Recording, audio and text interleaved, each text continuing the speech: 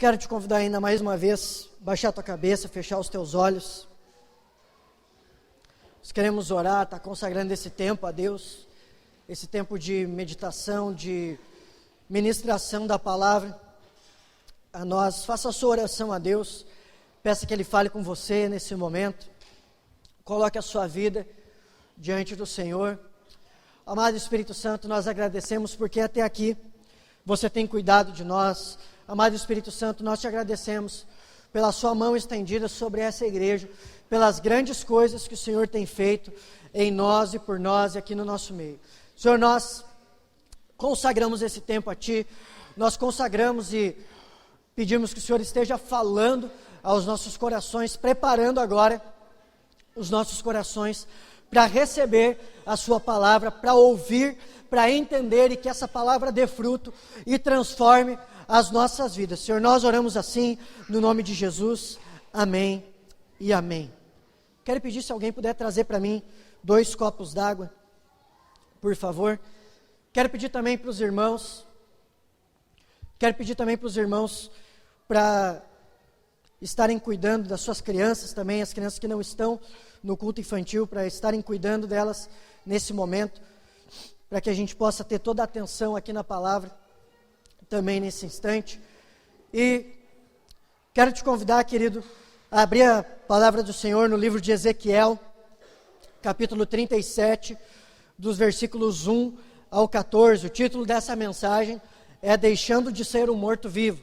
Se você quer anotar, a gente vai estar colocando alguns slides no Data Show. O título dessa mensagem é Deixando de Ser um Morto-Vivo, e o texto base é Ezequiel 37, do 1 ao 14.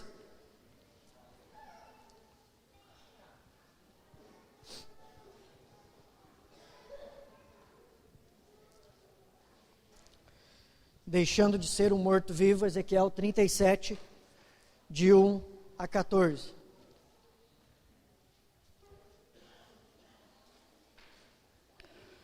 Quem achou, diz achei.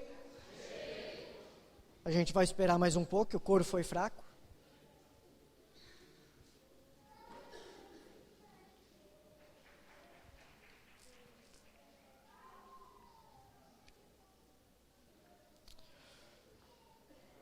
Quem achou, diz achei. Glória a Deus. Vamos ler então. Obrigado, filho.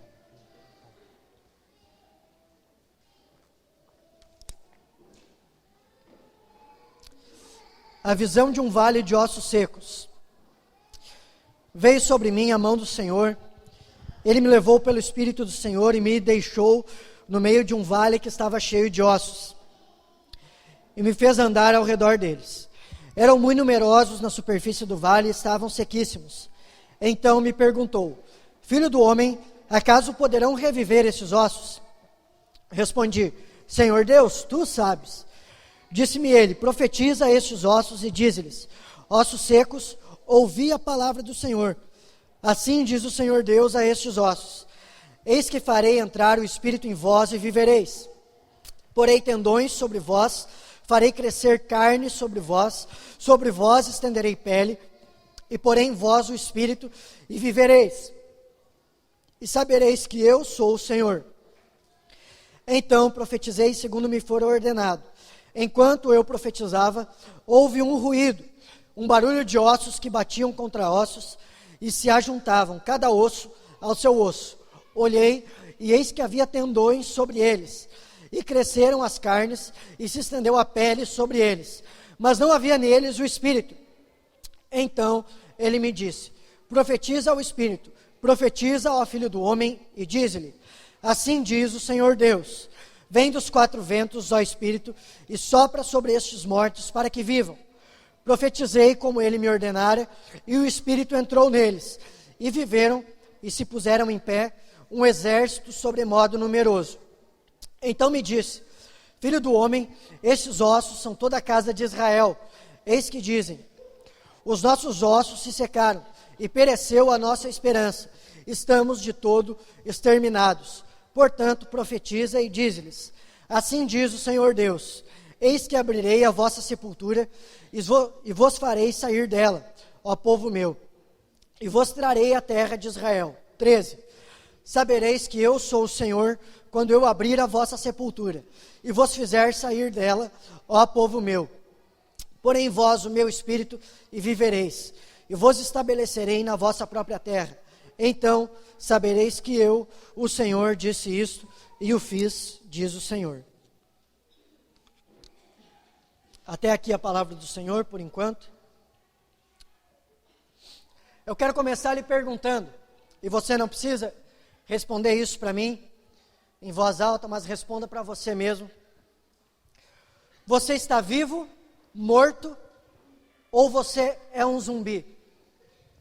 Você está vivo, morto, ou você é um zumbi? Provavelmente a sua resposta para essa pergunta é: ora bolas, claro. Estou vivo, estou aqui, respirando, estou vivo, mas será? Será mesmo que você está vivo? Será que você não é um zumbi? Quem sabe o que é um zumbi? Ninguém sabe. Então tá. Quem sabe? Levanta a mão bem alto. Isso. Quem já viu um zumbi andando por aí? Opa, graças a Deus, ninguém. Então, um zumbi, você pode ter visto, talvez, em filmes, você pode ter visto em séries de televisão, em desenhos animados, né, mas andando por aí, não. Mas o que é um zumbi, assim, na compreensão, algo com uma fácil compreensão? Zumbi é um morto-vivo, né, é alguém que é um corpo que anda, mas ele não tem mais vida dentro de si. Ele já morreu, mas ele continua andando por aí, né? Ele anda tipo, eu como cérebros, né? Esse é o alimento dele. Você sempre vê em filmes, quando fala de apocalipse, né?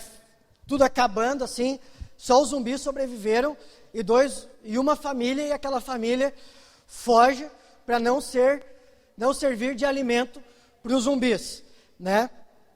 Então é mais ou menos isso.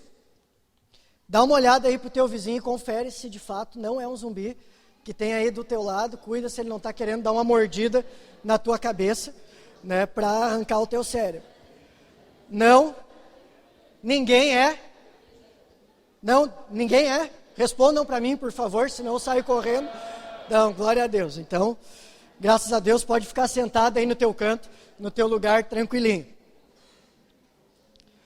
Com certeza, agora falando no nosso contexto de zumbi, eu não estou falando desses zumbis que a ficção mostra, mas pode ser que mesmo assim haja zumbis mortos-vivos aqui no nosso meio. Infelizmente, há muitas pessoas nesses dias que parecem como zumbis. Eles têm um corpo, andam por aí, mas falta algo dentro delas que as faz serem vivas de verdade. São pessoas que têm um corpo, andam por aí, mas falta algo que os torna um ser vivo de verdade. Eu lembro que há um tempo atrás, acho que há 1 ano e meio mais ou menos, a Paty e eu, a gente foi no shopping, a gente foi ver um filme, e aí antes do filme a gente foi comer um Mac Colosso, né, lá no shopping, porque tem uma coisa que é boa, é o sorvete do Mac, né, e aí a gente pegou o Mac Colosso, e sentou num banco lá perto da banquinha, e ficou lá conversando e tal, comendo, e aí certa feita a gente começou a cuidar, assim, a perceber que passava muita gente na nossa frente, a maioria deles eram jovens, adolescentes e pré-adolescentes, e muitos desses pré-adolescentes eram muito jovenzinhos mesmo, assim, sei lá, 11, 12, 13 anos, vagueando, andando sozinho de um lado para o outro, lá no shopping. E chamou a atenção que a gente via muitas caras se repetindo na nossa frente, né? E a gente percebia que eles estavam ali, às vezes sozinhos ou andando em grupos, né? Nos chamou a atenção, principalmente jovens, adolescentes e pré-adolescentes, porque é a faixa que nós mais lidamos e trabalhamos, mas também tinha adultos, jovens de um pouco a mais tempo nessa situação. Passavam na nossa frente várias vezes as mesmas pessoas, e era claro que eles não tinham um rumo certo. Ali alguns estavam talvez aproveitando o ar-condicionado do shopping, né? Que é bom no verão, o ar-condicionado do shopping. Mas estavam ali talvez procurando uma alegria momentânea, alguém para dar uns beijos na boca, ou alguma coisa do tipo, né? Mas essa era a preocupação deles, e esse era o destino deles ali naquele dia. Uma coisa que me chamou muita atenção, e eu fiquei pensando, cara, cadê o pai e a mãe dessas crianças? Porque alguns eram crianças, de fato, né? Cadê o pai e a mãe dessa galera? E uma coisa que nós percebemos, e aí é abrindo um parênteses, tá?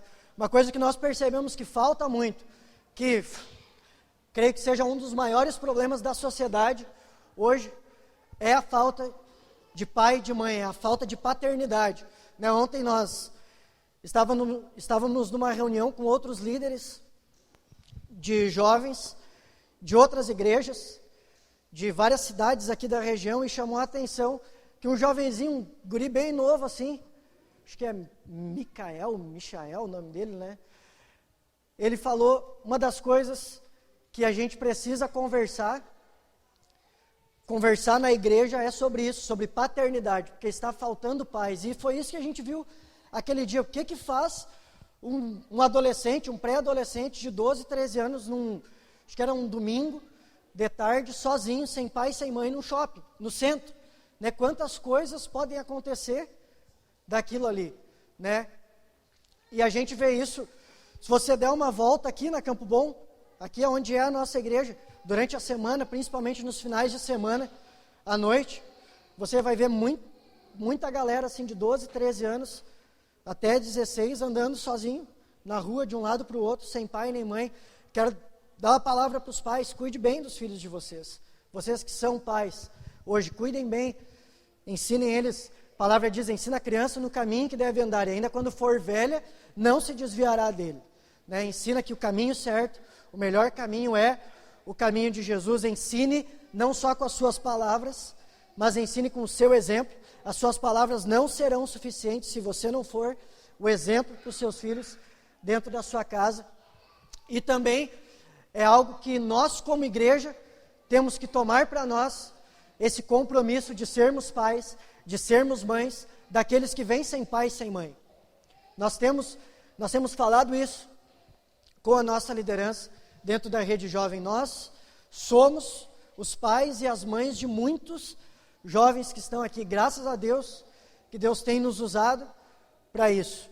Mas Deus quer usar a sua vida também ali na sua célula. Talvez tenha gente com mais idade, que não é jovem, que não é adolescente, que perdeu o pai e a mãe, que não sabe quem é o pai e a mãe, desde muito cedo. Deus te chama para ser o pai, para ser a mãe desses, para dar uma nova perspectiva de paternidade para os seus filhos que Deus está confiando para você cuidar. Mas, fechando parênteses, voltando a essa situação, Deus também falou naquele dia com a gente que nós temos um desafio muito grande nessa cidade, que é ganhar esses jovens para Jesus. Deus deu um desafio muito grande para essa igreja, que é ganhar esses jovens que andam por aí sem um rumo, sem um destino. Deus nos chamou para dar um rumo, para dar um destino para essas pessoas. E Deus falou para nós naqueles dias, a situação é essa, mas o meu desejo é mudar essa situação. O meu desejo é mudar essa história, mudar a história desses jovens. E eu quero te dizer, querido, que eu já vejo, pela fé, no nome de Jesus, muitos dos jovens aqui dessa igreja, usando o shopping para evangelizar. Eu vejo muitos dos jovens dessa igreja usando os bancos do shopping dessa cidade para evangelizar, subindo nos shoppings, subindo nos bancos do shopping, para ministrar a palavra de Deus, na praça de alimentação do shopping dessa cidade, ministrando a palavra. Quem crê nisso e deseja ver isso acontecendo, misericórdia, Jesus. Mas alguns creem, vai acontecer em nome de Jesus. Querido, você crê que essa é a vontade de Deus? Amém. Glória a Deus. Bom, eu falei sobre os mortos-vivos que estão lá fora, naquilo que nós chamamos de mundo, né? Mas eu quero que você veja comigo, versículo 11, desse texto de Ezequiel 37, vamos voltar no versículo 11, vamos ler o que diz ali. Então me disse, filho do homem, esses ossos são toda a casa de Israel. Eis que dizem, os nossos ossos se secaram, e pereceu a nossa esperança. Estamos de todo exterminados. Esse texto está falando de quem? Esse texto está falando de quem? Da onde são os ossos? Da casa de Israel. Quem era Israel nesse contexto? Israel era o povo de Deus. Não é verdade? Israel era o povo de Deus no contexto desse texto. Quem é povo de Deus hoje? Amém. Você e eu, nós somos o povo de Deus. Então, se esse texto estava falando de Israel, que era o povo de Deus, e hoje, o povo de Deus somos eu e você, e nós estamos falando sobre morto-vivo, então nós estamos falando. Então, esse texto fala para nós, para a igreja do Senhor nessa noite. Esse texto está falando para mim e está falando para ti que nós podemos ser esses mortos-vivos. Talvez você esteja perguntando, como eu sei se eu sou esse ou um desses mortos-vivos? O morto-vivo da ficção, ele parece gente, mas não é. E o morto-vivo da igreja, ele parece crente, mas não é. Diga assim, o morto-vivo da ficção parece vivo, mas não é. O morto-vivo da igreja parece crente, mas não é. O morto-vivo da igreja, ele vem nas reuniões da igreja, ele fala a linguagem do povo de Deus, o crentez, ele fala aleluia, ele fala glória a Deus, ele sapateia, ele faz de tudo, mas é só a linguagem. Ele veste a camiseta com dizer cristão, Jesus Cristo é meu Senhor. Ele ouve música gospel de igreja. Por fora, está tudo certinho de crente nele. Mas por dentro, há um vazio. Quem sabe, eu estou falando de você. Quem sabe você está nessa situação. Parece que você é alguém que está inserido no povo de Deus, mas na verdade só parece.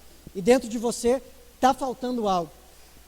Quero te dizer que talvez você está ficando triste com isso que eu estou falando. Você está fazendo uma análise de você mesmo e você vê que alguma coisa não está certa. Mas eu quero te dizer, lendo ali, baseado no versículo 10, profetizei como ele me ordenara, e o Espírito entrou neles, e viveram e se puseram em pé, um exército sobremodo numeroso. Eu quero te dizer, querido, que embora talvez você esteja morto hoje, por dentro você não esteja vivo, o desejo de Deus para a sua vida é te colocar de pé. O desejo de Deus é te levantar novamente. O desejo de Deus é que você seja não mais um morto-vivo, mas sim um vivo. Posso ouvir um amém? Amém. Glória a Deus. Tem gente que está nessa situação de morto-vivo, vazio por dentro. Tem alguns que estão nessa situação realmente porque não querem ter um compromisso com Deus. Tem pessoas que vêm na igreja e querem estar aqui de passeio. Infelizmente acontece isso, nós vemos algumas situações assim, mas tem pessoas que talvez estão passando por um vazio, se sentem vazio dentro de si, porque estão passando por muitos problemas, por muitas dificuldades, estão muito cansados, talvez estão passando por situações, por circunstâncias que parece impossível vencer, parece impossível passar por isso. Mas eu quero te dizer, querido, que nessa noite Deus quer mudar a sua história. Nessa noite Deus quer mudar a sua situação, Ele quer mudar a sua vida. Diga para quem está aí do seu lado: a solução. Diga bem bonito: a solução. Glória a Deus. Deus quer te colocar de pé.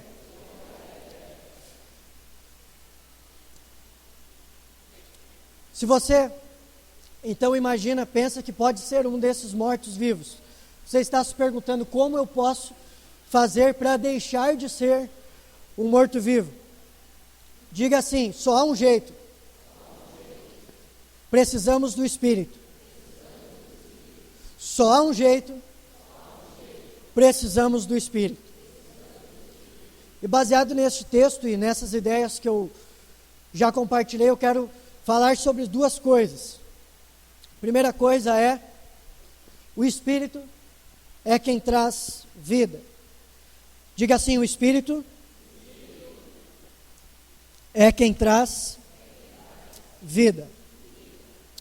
Só há vida em alguém. Não precisa repetir agora, desculpa.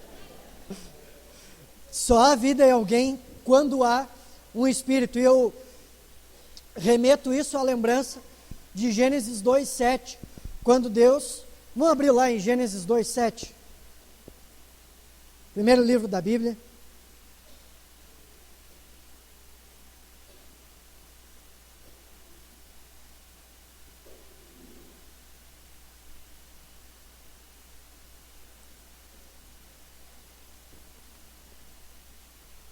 Gênesis 2:7, ali diz assim: então formou o Senhor Deus ao homem do pó da terra, e lhe soprou nas narinas o fôlego de vida, e o homem passou a ser alma vivente. Então nós vemos aqui que Deus formou o homem do pó da terra, deu forma ao homem, mas ele só começou a ser alma vivente quando Deus soprou o Espírito dentro do boneco de barro. Então ele começou a ter vida. Aqui há uma ligação entre o fôlego de vida, o Espírito aqui do texto de Gênesis 2:7, com o Espírito que deu vida àqueles ossos secos ali em Ezequiel 37. O mesmo termo usado no hebraico em Gênesis 2:7 foi usado ali em Ezequiel 37, que é o termo Ruá Yavé, o fôlego de Deus, o Espírito de Deus. Então nós podemos entender, querido, eu quero te dizer que você não terá vida em você sem o Espírito de Deus dentro de você.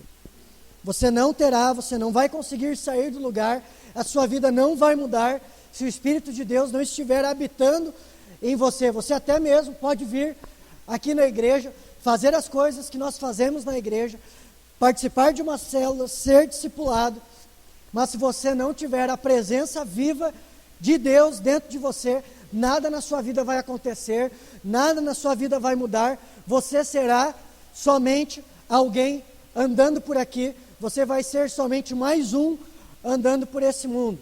Então o que você precisa na sua vida é o sopro de Deus, o Espírito Santo de Deus, para que você de fato viva a vida que Jesus proclamou em João 10:10. Eu vim para que vocês tenham vida e a tenham em abundância. Jesus disse: eu vim para que vocês tenham vida e a tenham em abundância.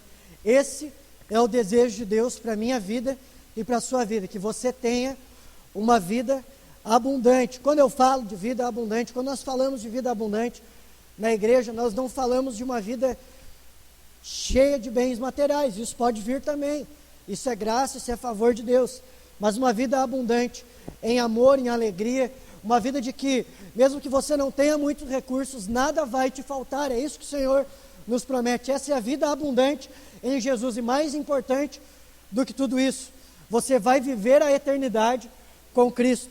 Você vai passar a glória eterna com Jesus, senão você vai viver a morte eterna, sofrerá com choro e ranger de dentes. E este não é o desejo de Deus para a sua vida. Talvez, querido, você está passando por uma situação tão difícil na sua vida, que você veio hoje à noite pensando que era a última chance para a sua vida. Talvez você ouviu coisas, soube de coisas nessa semana, dentro da sua casa, aconteceram coisas na sua vida que deu vontade de você abandonar tudo. Você pensou, se eu estou andando com Jesus e isso aconteceu, o que adianta andar com Jesus? Talvez você tenha até mesmo tido a vontade de tirar a sua própria vida nessa semana.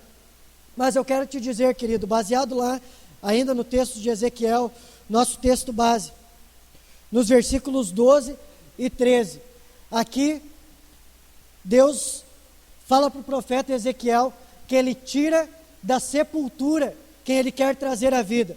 E eu quero te dizer que não importa a situação que você esteja, talvez seja uma situação de quase morte, Deus tem o poder e Ele quer te tirar até mesmo da sepultura. Talvez você esteja numa depressão tão grande por causa de coisas que aconteceram ao seu redor, mas Deus quer te tirar. A depressão é uma sepultura na vida do homem e na vida da mulher. Ele leva à morte. Na verdade, muitas pessoas que sofrem de depressão estão vivendo como mortos-vivos. Mas Deus quer te tirar dessa situação. Deus quer te trazer a uma nova vida nessa noite. Ele diz que se for preciso, Ele vai na sua situação, na sua sepultura, e tira você de lá e coloca o seu Espírito dentro de você, para que você possa viver essa vida abundante que Ele tem prometido. Amém? Você crê nisso? Aleluia. Então não importa, querido, a situação que você esteja vivendo, essa noite ainda, o Senhor quer transformar, o Senhor quer mudar isso na sua vida. E a segunda coisa que eu quero falar, são só duas, então é a última, é que as pessoas, baseada nesse texto, naquilo que nós temos falado, que as pessoas cheias do Espírito de Deus fazem parte do seu exército para conquistar a terra. As pessoas cheias do Espírito de Deus fazem parte do seu exército para conquistar a terra. Versículo 10, nós lemos ali que diz: profetizei como ele me ordenara, e o Espírito entrou neles, e viveram e se puseram em pé, um exército sobremodo numeroso. Versículo 14, porém vós, o meu Espírito vivereis, e vos estabelecerei na vossa própria terra. Então sabereis que eu, o Senhor, disse isto, e o fiz, diz o Senhor. Somente quem tem o Espírito de Deus dentro de si pode fazer parte desse exército de Deus que vai conquistar essa terra. Somente quem faz parte do exército de Deus, que tem o seu Espírito, vai fazer parte do exército que vai conquistar São Leopoldo para Jesus, que vai conquistar o Rio Grande do Sul, o Brasil e as nações. Eu creio, querido, às vezes nós temos uma visão tão micro das coisas, nós temos uma visão de Deus muito pequena. E quando nós falamos e quando as pessoas falam que Deus quer nos levar a outros lugares, quando as pessoas falam que Deus quer nos levar a outras nações, eu dou graças a Deus porque tem pessoas aqui que sonham com isso. Eu dou graças a Deus porque tem pessoas que sonham em ir para outros lugares, manifestar a glória de Deus, pregar o Evangelho, mas às vezes nós temos uma visão tão pequena que nós achamos que o nosso mundo é só aqui, que nós vamos ficar aqui o resto da nossa vida, fazer tudo aqui e morrer aqui. Amém? Tem pessoas que vai ser assim, mas se Deus tem falado para você que você vai para um outro lugar, se Deus tem falado para você que Ele tem sonhos maiores para você, que Deus quer lhe colocar para cuidar de pessoas, de um maior número de pessoas, creia nisso, porque Deus é poderoso para fazer isso. Deus quer levar pessoas dessa igreja para fazer outras coisas. Deus quer levar pessoas dessa igreja para ganhar esse estado, para ganhar esse país e para ganhar as outras nações para Jesus. Você crê nisso, querido? Glória a Deus. Nós temos muita gente para ganhar para Jesus. Se Deus tem lhe falado sobre isso, creia e busque isso no Senhor. Mas para você fazer parte desse exército, para você conseguir conquistar, você precisa ser forte, você precisa estar preparado para isso. Um exército fraco e despreparado não vai ganhar batalha nenhuma, para nós ganharmos essa cidade para Jesus, para nós ganharmos pessoas para Jesus, aonde quer que seja, nós precisamos estar preparados. Se o exército brasileiro se envolver numa guerra, hoje, se o nosso país se envolver numa guerra hoje, e todos os soldados forem ainda precisar de mais contingente, e o exército bater na minha porta, me chamar e me der uma arma, só lamento. Mas está todo mundo correndo risco de vida. De morte, né? Porque é mais provável que vai morrer gente. Mas não vai morrer gente porque eu estou preparado para dar tiro. Vai morrer gente porque eu estou totalmente despreparado. Provavelmente vai ser gente do meu exército que vai morrer. Né? Na hora de treinar, os caras já vão levar chumbo. Então é isso que acontece muitas vezes quando Deus nos chama para algo. Nós estamos despreparados. Se Deus está lhe chamando para cuidar de pessoas, se prepare. Como que você vai se preparar para isso? Eu peço para Deus, que não precise de mim, que o exército brasileiro nunca precise de mim, que meu país seja um país pacífico, em nome de Jesus, né? Que eu nunca precise pegar numa arma. Mas a arma que nós precisamos, as armas que nós precisamos ter, nós do exército do Senhor para conquistar, é a oração, a meditação na palavra e o jejum. São essas 3 armas que nos preparam para vencer as batalhas. Se você quer ser usado no exército de Deus, você precisa orar, meditar na palavra e jejuar para que isso aconteça. Senão nós não venceremos batalha nenhuma, guerra nenhuma. Os homens que vão servir no encontro com Deus, já estão travando uma batalha, não é verdade? Nós estamos buscando a Deus em oração, nós estamos buscando a Deus na palavra, nós estamos jejuando, já desde da semana passada, da sexta passada, e acho que os 3, 4 primeiros dias estava fácil o meu jejum, agora começou a ficar complicado, dá uma secura de tomar um café de manhã lá no serviço, né? Chega assim, 10h30 da manhã, o estômago já está roncando, né? Mas a gente sabe, e assim chega perto do horário da meia-noite, vou tomar água, porque depois já não dá mais, né? Mas a gente está se preparando, a gente está fazendo isso porque a gente sabe que vale a pena tudo que acontece, tudo que vai acontecer. A nossa igreja está passando por um tempo de muitas batalhas, mas nós sabemos também que só há vitória se há luta. Não vem vitória sem luta. Querido, sobre a sua vida, nenhuma vitória vai vir sem você passar por alguma luta.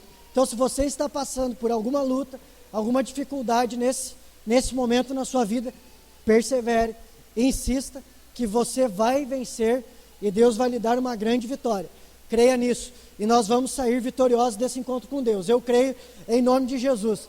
Você, homem que está se preparando, pensando em participar, né, vá, não deixe de ir, porque vai ser extraordinário aquilo que o Senhor vai fazer. Eu não abri o parênteses, mas agora eu já fechei o parênteses também do encontro com Deus. Um morto não vai para a guerra, somente vai para a guerra quem estiver vivo. Então diga aí para quem está do seu lado, morto não vai para a guerra. Então, fique bem vivo. Amém. Concluindo então a nossa palavra nessa noite, pode colocar a conclusão ali. Deixe de ser um morto-vivo, sendo cheio do Espírito Santo, para viver a vida abundante que Deus tem para você. E faça parte do exército de Deus, do seu exército, para conquistar essa terra para Jesus. Quero convidar a igreja para ficar de pé.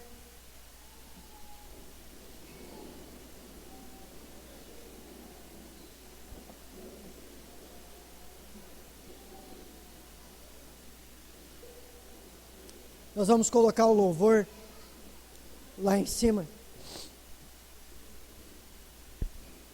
Nós falamos principalmente sobre 2 coisas nessa noite.